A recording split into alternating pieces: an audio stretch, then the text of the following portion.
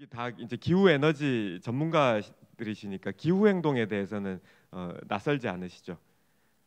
그 클라이밋 액션이라고 하잖아요. 기후 변화에 대한 그런 다양한 실천 이런 것들, 전지구적인 실천 이런 것을 이제 클라이밋 액션, 기후 행동 이렇게 이야기하는데 이와 마찬가지로 해양 변화도 이런 전지구적인 이 일이 일어나고 있고 이것에 대해서 또 이 글로벌 차원에서 대응하려고 하는 노력들이 많이 이제 일어나고 있습니다. 이러한 것들을 저는 이제 해양 행동이라고 그 규정을 하고 한국의 이 해양 행동을 소개하고자 이 책을 썼습니다. 그리고 이제 이 슈퍼 사이클은 뭐 주식 투자 이런 거 하시는 분들은 좀 익숙하실 텐데 어떤 그 산업이나 그런 기업의 이런 실적이 장기간 쫙 이렇게 우상향하는 상승하는 곡선을 그릴 때 그런 걸 이제 슈퍼 사이클이라고 하는데요. 이 해양 행동이 앞으로 우리나라뿐 아니라 전 세계에 이러한 이 슈퍼 사이클을 그릴 것이다 하는 것을 나름 이제 전망하는 좀 시대를 전망하는 그런 내용을 담았습니다. 먼저 퀴즈로 시작할 텐데요. 오늘 이야기에서 저는 뭐 기후 에너지와 또 환경에 대한 이야기도 많이 있지만 근본적으로는 우리가 바다에 대해서 굉장히 이렇게 작게 생각하고 있다. 우리가 생각하고 있는 것보다는 바다가 훨씬 더 의미가 있고 크다라는 것들을 좀 많이 전해드리려고 합니다. 그런 점에서 관점의 변화 이런 것들이 좀 있기를 바라는데요. 그 퀴즈로 한번 시작해 볼게요. 1번 괄호에는 뭘 이렇게 넣을 수 있을까요? 반도국가 또 해양 국 해양 국가 대한민국은 해양 국가입니까?라고 이제 대국민 설문조사를 했는데 이건 이제 국책연구기관에서 이 1년에 3,000명씩 이렇게 그 추출해가지고 설문조사를 하는 게 있는데 23년인가에 그 3,000명 중에 몇 퍼센트가 한국은 해양 국가입니다라고 예스 하고 대답을 했겠습니까? 10%? 1%? 여기서부터 여러분들이 얼마나 해양에 대해서 작게 생각하고 있는지가 나오는 겁니다. 84. 몇 프로, 그러니까 85% 가까이가 한국은 해양 국가입니다라는 것에 대해서 국민들이 예라고 대답했습니다. 예 아니요라고 대답하는데 거기서 84. 그 몇 프로가 대답했다라는 건 놀랍죠. 저도 해양 업무를 20년이 넘게 한 입장에서 그 결과를 받아보고서 굉장히 놀랐습니다. 저는 그래도 한 6, 70%는 하지 않을까라는 생각은 긍정적으로 이렇게 가졌는데 그거보다 우리 국민들이 한국은 해양 국가다라는 이런 정체성을 훨씬 더 갖고 있다라는 점에 대해서 저도 놀랐는데 그걸 이제 이유는 설명할 수가 없죠. 설문에서 왜 그랬는지 답은 안 하니까. 근데 이제 제가 그걸 곰곰이 생각해 보면서는 이 2번 문장이 떠올랐어요. 이건 괄호가 뭘까요? 바다 또 이렇게 좀 이렇게 문장으로 하셔야죠. 문장으로. 마침표가 있으니까. 네, 맞습니다. 바다로 둘러싸여 있다. 삼면이 바다로 둘러싸여 있다라는 표현 익숙하시죠? 이게 떠오르는 거예요. 그러니까 그렇지. 우리 국민들은 왜냐?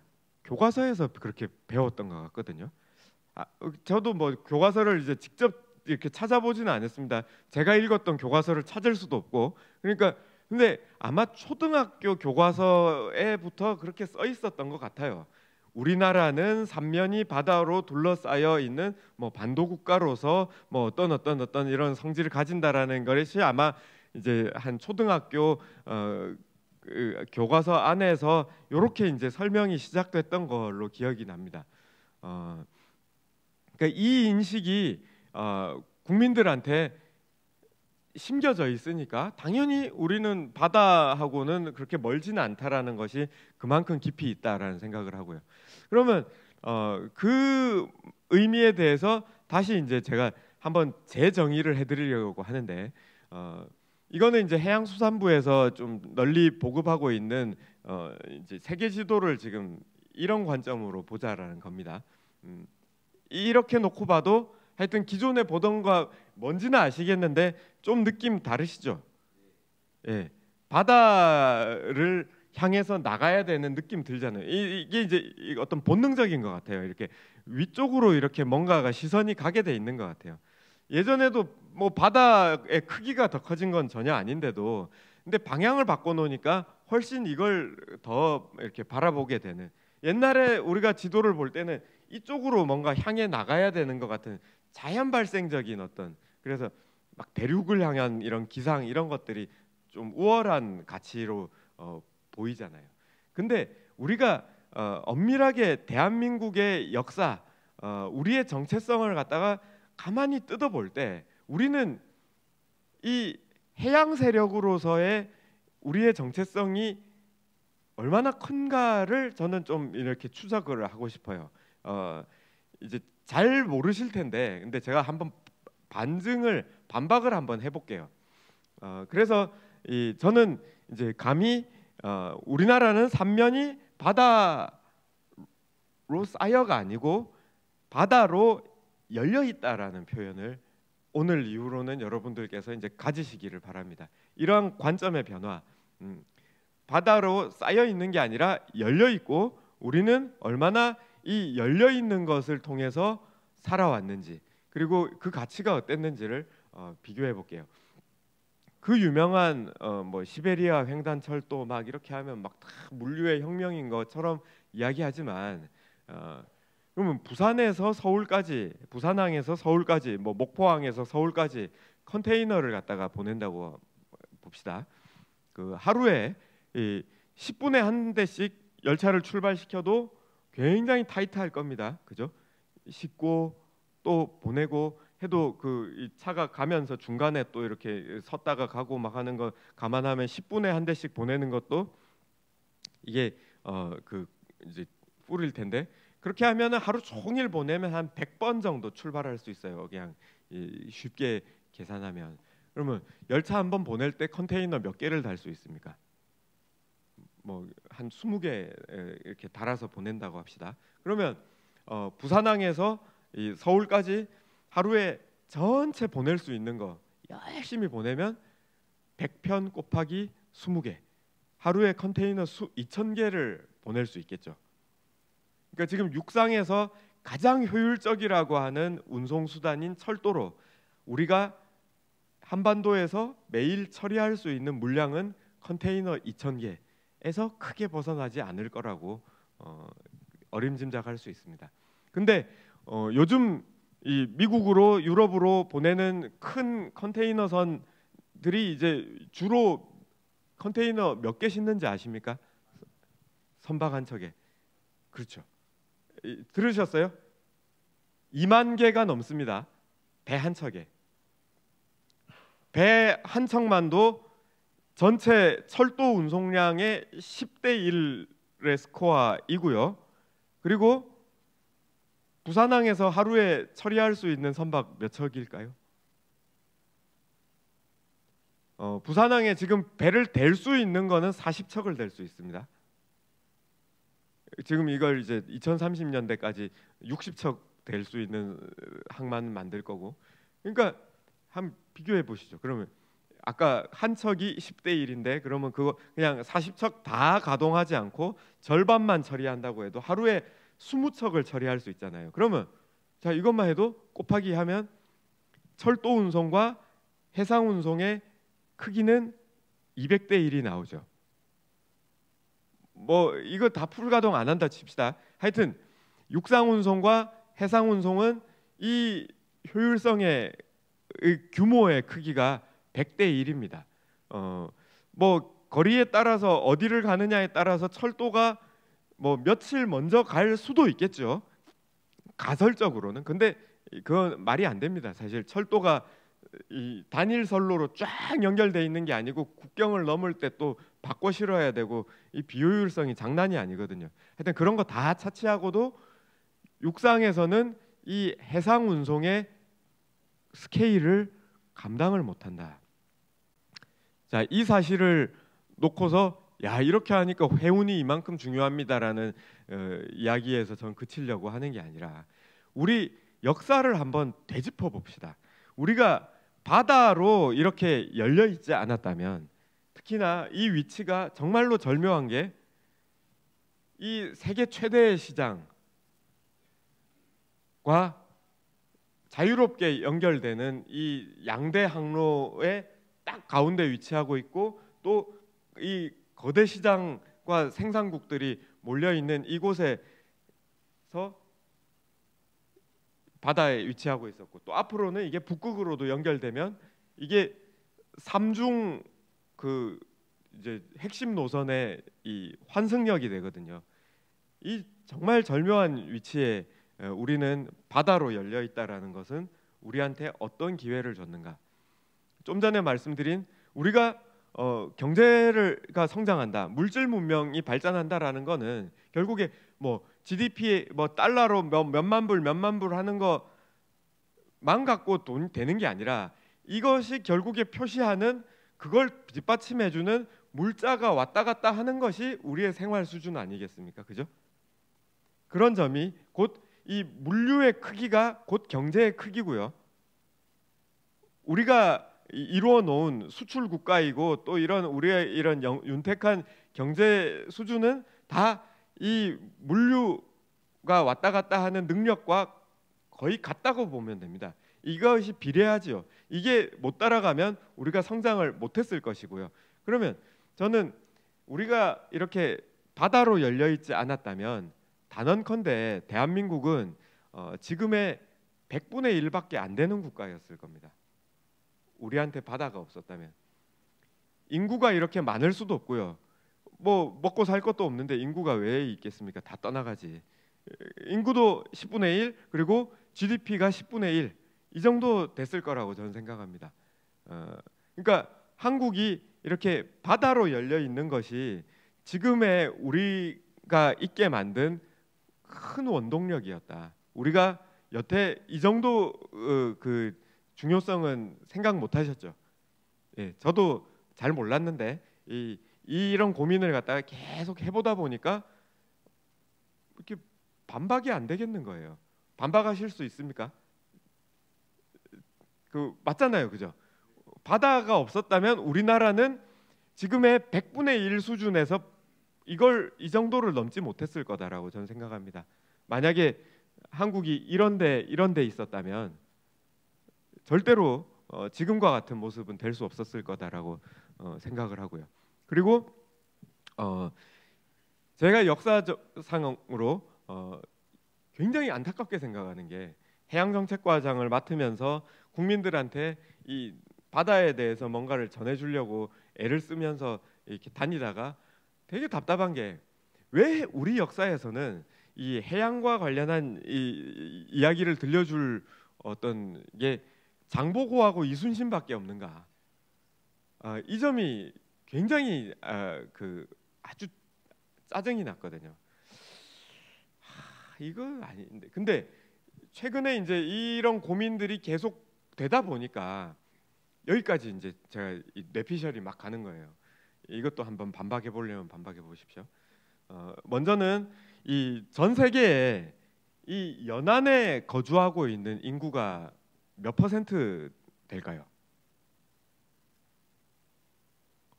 전 세계 인구 70억 중에 몇 퍼센트가 연안에 살고 있을까요? 아, 예, 역시 연안에 사시니까 확실하게 지르시네요. 예, 크게 다르지 않습니다. 저도 정확한 숫자는 모르지만 하여튼 절반 정도가 연안에 살고 있다. 목포만큼의 연안은 아니지만 바닷가로부터 50km 내지 한 100km 안에를 연안이라고 국제기구에서 이렇게 카운트하고 인구의 절반 정도가 그 바닷가를 뺑 돌아서 이렇게 살고 있다라고 합니다. 이 말은 뭐를 생각할 수 있습니까? 왜 이 사람들은 바닷가에 살까요? 그렇죠. 먹고 살 수 있으니까 사는 겁니다. 그러니까 바닷가는 먹고 살 수 있는 데예요. 다른 데는 보다 훨씬 유리한 거죠. 그것은 1000년 전과 2000년 전과 다를까요? 그렇죠. 1000년 전에도 절반은 아마 아니면 더 많이 바닷가에 살았을 겁니다. 2000년 전에도 바닷가에서 살았을 겁니다. 그러니까 저기 육지에서 뭔가를 갖다가 해서 사는 것보다 훨씬 더 그 풍족하게 살 수 있는 기회가 바닷가에서 이제 열렸다는 거죠. 농사는 안 짓냐? 농사 짓죠. 그 바닷가도 농사 짓죠. 근데 또 그것과 아울러서 바다에서 얻는 것들, 이것들이 이제 순환되고 또 이 시장으로 막 연결되고 배 타고 다니고 하면서의 그 기회들은 지금 지금 우리가 누리고 있는 이 현대 문명만이 아니라 인류 역사가 그래 왔다라는 걸로 유추할 수 있습니다. 그건 맞고요. 그런데 가만 저는 의문을 가져보는 게, 아니 그러니까 인류의 역사의 절반은 어느 나라를 막론하고 바닷가의 문명인데 우리가 배운 것은 별로 없어요. 별로 없어. 한국 역사에서 바닷가의 이야기 장보고와 이순신 말고는 거의 들은 게 없듯이 없어요. 그러니까 저 이 궁금증을 이제 서울대 역사학과 교수님한테 물어봤어요. 이제 이분도 대단한 통찰을 갖고 계셔가지고 주경철 교수님, 역사학과 주경철 교수님이 이제 그 물질 문명사, 서양 문명사를 쭉 이렇게 평생을 강의해 오신 분인데 몇 년 전에 바다 인류라고 막 이렇게 두꺼운 책을 하나 내셨습니다. 거기에서 이제 세계 문명사를 동서양 이 수천 년의 문명사를 어떻게 바다와 이렇게 연관돼서 인류가 살아왔는가를 갖다가 쓰셨는데 그걸 접하고서 굉장히 감명이 돼가지고 제가 좀 찾아뵙고 이렇게 대화도 나누고 했는데 왜 우리는 그러니까 그 교수님 책에는 이제 우리가 알던 것보다도 훨씬 해양 문명은 인류에 굉장히 풍부했다라는 이야기를 저의 이런 뇌피셜을 갖다가 뒷받침하는 말씀을 해주셨고 우리도 그 통일신라 이런 때 뭐 처용가 뭐 이러면서 잠깐 등장했던 그런 것들이 일회적인 것들이 아니었고 이 동서를 잇는 해상 실크로드에 여기까지 우리도 들어가 있었다. 중국과 오가던 이야기만이 아니고 어쩌다가 난파당해 가지고 표류해서 여기 온 게 아니고 활발한 교류가 있었다라는 것들이 최근에는 이제 밝혀지고 있다라고 이렇게 이제 알려지고 있고요. 근데 이제 제가 거기에서 이제 좀 조금씩 더 나가서 생각을 갖다가 막 확장을 해보면 그러니까 이제 주경철 교수님께서 해답을 주셨는데 역사는 이 문헌을 가지고서 그러니까 사료 이 사초를 가지고서 연구를 하는 거니까 기록이 있어야지 되는 거고 그래야지 또 논문이 써지고 또 역사를 쓰고 하니까 이제 그렇게 됐고 그것이 결국에 이제 쓰여진 것들에서 자꾸 이제 파생되는 이 역사의 분량이 이렇게 됐는데 근데 기본적으로 그 육상 문명이 이걸 쓰게 된다라는 거죠. 가만 한번 생각을 해봅시다. 육상 문명은 어떻게든 땅을 넓게 차지해야 자기 권력이 생기잖아요. 그래야 생산이 더 되고 다스리고 하는데 이게 이제 더 땅을 넓게 갖고 이렇게 정복하고 그걸 다스리고 막 압제를 하든지 어쩌든지 그 리더십을 발휘하려면 정치적인 정당성이 필요하잖아요. 이걸 위해서 이제 역사는 쓰여지기 시작을 이제 한 거죠. 가만 생각해 보니까 옛날 역사책들이 다 그런 거예요, 그죠? 그런 그 의도에서 이제 쓰여진 것들이라고 이제 생각할 수가 있고, 근데 반면 해상 문명은 굳이 그런 것들에 관심 갖지 않거든요. 정복하는데 별로 관심 갖지 않거든요. 시장을 열고 거래하는 데에 그 관심을 가지지. 내가 배를 몰고 가서 어딘가를 갔다가 이렇게 해가지고 얘 보고 항복 받아서 이렇게 거래하게 만들면 오케이. 그러면 나한테 이득인데 굳이 거기 또 막 배에다가 말 실어 가지고 이렇게 정복 전쟁해서 그 땅을 차지하고 하는 거에 관심이 없는 거예요. 그거 해봐야 가성비가 안 나오는 일이니까. 자기네들이 발달한 또 이렇게 추구하고 있는 것에는 관심사가 아닌 거예요. 그러니까 이들은 배를 더 잘 만드는 거 내지는 포를 잘 쏘는 거 뭐 또 이렇게 해서 칼싸움 잘하는 거 해가지고 딱 그 지역을 도시를 점령하면 끝이지 굳이 막 정복 전쟁하고 이런 스타일들이 아니었고 굳이 앉아가지고 막 역사학자들한테 그러니까 나의 정당성을 갖다가 막 전하는 글을 쓰게 하지 않았고 실리적으로 너 이거 주면 나 이거 줄게 이런 거 거래하고 하는 것들이 능한 사람들이다 보니까 필요가 없는 거예요. 그러니까 한번 생각을 해봅시다. 어디 이제 내가 그냥 어떤 이념적으로 존경을 받고 싶은 사람은 역사를 남기겠지. 근데 어디 내가 비즈니스를 일으켜 가지고 장사를 하고 이렇게 막 팔고 잘 되는데 책 쓸 사람이 누가 있습니까? 그거 하느라고 바쁜데. 그러니까 해양 문명이 책을 안 남겼구나. 책을 쓸 이유가 없었고 그래서 기록이 안 남아 있다라는 것들이 좀 공통적이다. 이건 동서양의 공통적으로. 근데 이제 최근에 이제 물질 문명사 이런 것들이 발달하다 보니까 장부의 기록 그리고 이제 선원들이 막 기록해 놓은 거 이런 것들이 이제 국가 어떤 정치 체제의 이런 사료가 아닌 다른 것들의 연구들이 이제 활발해지니까 이제 해양 문명에 대해서도 훨씬 아는 것들이 이제 많아지는 거예요. 여기 작은 이야기가 아니네. 결국 사람들이 많이 살았다라는 건 많은 이야기가 있을 수밖에 없고 있었던 것인데 우리가 모르고 있는 거죠. 그러니까 이렇게 생각해 보니까 제가 장보고 우리 이 지역의 이야기 아닙니까? 그 장보고 청해진이 그렇게 융성했던 것은 장보고 한 사람의 천재 때문에 가능했을까요? 그런 대상 거상을 일으키려면 특히 배가 필요했을 텐데 그 배 만드는 게 하루아침에 만들어집니까? 저는 이게 이건 뭔가 우리가 잘못 배웠는데라는 생각이 드는 거예요. 이거는 세대를 거슬러서 우리한테 축적돼 있는 뭔가가 있지 않으면 못 만들어요.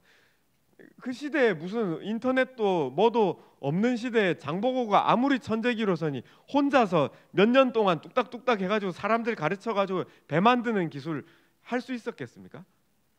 이거는 진짜 축적돼 있는 역량이 나오지 않았으면 안 됐다라는 생각이 저는 들더라고요. 그러니까 이게 우리의 역사 기록에 안 쓰여 있으니까 이 중앙의 조정에게는 이 해상 세력들은 별로 반가운 존재들이 아니에요. 왜? 자기의 통제력이 안 미치니까. 바닷가까지 가서 통제하기도 힘들고 내 행정력도 안 미치고 걔들한테 가서 말도 안 먹히고 농사 짓는 사람들도 아니고 뭐 그냥 뭐 외국이랑 다니면서 이렇게 상거래하는데 그냥 좀 이렇게 지냈을 텐데 그러니까 그들이 뭘 하는지도 몰랐고 관심도 없고 쓰지도 않았던 별로 알려주고 싶지 않던 그냥 그런 관계들이었을 것 같아요. 그런데 이제 장보고는 워낙에 이제 큰 세력을 이뤄 가지고 진짜 세계를 이렇게 세계적으로 유명한 이런 사람이 됐는데 그럼 결국에 또 나중에 중앙에서 청해진을 갖다가 이제 파하잖아요. 그러면 역사책에서는 그냥 그렇게 해서 사라지죠. 근데 실제로 사라졌을까요? 지금 한번 생각을 해봅시다. 우리가 뭔가 어떤 세력을 그 거대한 이 집단을 갖다가 이거 이제 마음에 안 든다고 지금 같으면은 우리의 행정력과 경찰력 이런 것들이 있으니까 할 수 있겠죠. 이게 또 다시 활동하는지 안 하는지. 근데 1500년 전에 이게 작동했겠습니까? 1000년도 더 넘게 전에 그냥 말로 이제 이거 이제 부수고 왔습니다.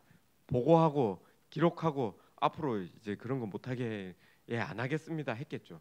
그러니까 청해진에서는 안 했겠지만, 그러나 제 생각에는 아마 장보고는 죽었을 수도 있고 제거가 됐겠지만 그 2인자 3인자들은 어떻게 했을까요? 배 타고 딴 데 갔겠죠. 그 못하게 한다고 그냥 거기서 그 칼 맞아 죽었을까요? 부하들이 그냥 그 배에 능한 자들인데 누구보다도 배로 빨리 도망갔겠죠. 관군이 못 쫓아갔을 거 아닙니까? 그러면 아니 그 완도의 청해진이 아니면 진도나 영암이나 딴 데 가서 했겠죠. 뭐 그러니까 이 생각을 왜 못했을까? 당연히 그랬을 텐데. 그러니까 아니 해상 문명은 우리의 기록에만 없었을 뿐이지 이어졌다 계속. 통일신라에 있었고 고려도 왕건도 사실 그 혈통이잖아요. 해상 문명 혈통이었고 조선이 해금 정책을 썼다고는 하나 그러나 이 연안에 사람이 많이 살았고 한반도에 인구가 줄지는 않았고 한다라는 걸 보면 이걸 먹여 살리는 물질 문명이 있었다는 거거든요. 이 물질 문명을 뒷받침하는 데에는 해상 물류가 없이는 안 되는 거예요. 뭐 생각을 해봅시다. 옛날에 뭐 우리 교과서에서 배운 중국과의 무역 보찜 지고 막 소 달구지 끌고 뭐 실어가지고 간 쇼하고 있네 진짜. 그거 우리가 속은 거라고 저는 생각을 해요. 그 정도 물류로 무역으로 뭘 했단 말인가? 택도 없는 소리지. 저는 기록에는 안 남아 있다 하더라도 그때도 뻔질나게 중국으로 일본으로 배들 많이 다녔을 겁니다. 그거 없이는 사람이 먹고 살 수가 없어요. 지금의 규모에 훨씬 적다 하더라도 그거 없이는 먹고 살 수가 없었고 그래서 감히 좀 이렇게 추정컨대 조선시대 밀수 엄청나게 많았을 것이다. 그것이 없이 우리가 어떻게 철로 뭘 만들고 뭘 개발하고 뭐 이렇게 교류하고 했겠는가. 그런 동력이 다 이 해상에서 그냥 알게 모르게 모르는 척하고 이러면서 바닷가의 사람들 다 살았을 것이고 그런 것이 우리의 지금을까지의 발전의 밑바탕이 됐을 거고 그러니까 이순신의 이 거북선 이런 거 하루아침에 나온 게 아니라 그 전부터 쭉 전해 내려오던 우리의 이게 있으니까 필요하면 만들고 이게 지금 조선은 그렇잖아요. 우리가 분명히 보여주잖아요. 오션 액션을 제가 이렇게 이제 화두로 갖게 된 중요한 숫자들을 제가 이렇게 요약을 했는데 이 연도들입니다. 89년은 제가 중학생이었어요. 이때 그 몬트리올 의정서라는 게 발효가 됐습니다. 뭐냐면은 그 오존홀이라고 아시죠? 성층권의 얇은 오존층이 그 인간이 만든 그 프레온 가스라는 거에 이렇게 작용돼 가지고 오존층이 이렇게 사라져서 구멍이 뻥 나는 그러면 이제 태양으로부터 오는 자외선을 차단하지 못해 가지고 이 지구 생태계에 큰 이제 그 해가 되는 이런 건데 이게 이제 70년대부터 학계에 알려지기 시작해가지고 80년대에는 굉장히 큰 문제가 됐었습니다. 그래가지고 저 어릴 때에도 그게 되게 걱정이었어요. 93년에는 제가 수학 능력 시험 준비하느라고 외국어 영역 지문을 보는데 그때 이제 그린하우스 이펙트라는 게 이제 소개가 됐어요. 그러니까 이산화탄소가 대기 중에 많으면은 그 온실 효과를 일으킨다. 그러나 이것은 어떤 국지적인 거지, 어떤 오염돼 있는 지역의 이야기지 이게 전지구적인 어떤 온실 효과라는 걸로는 전혀 그때는 소개되지 않았습니다.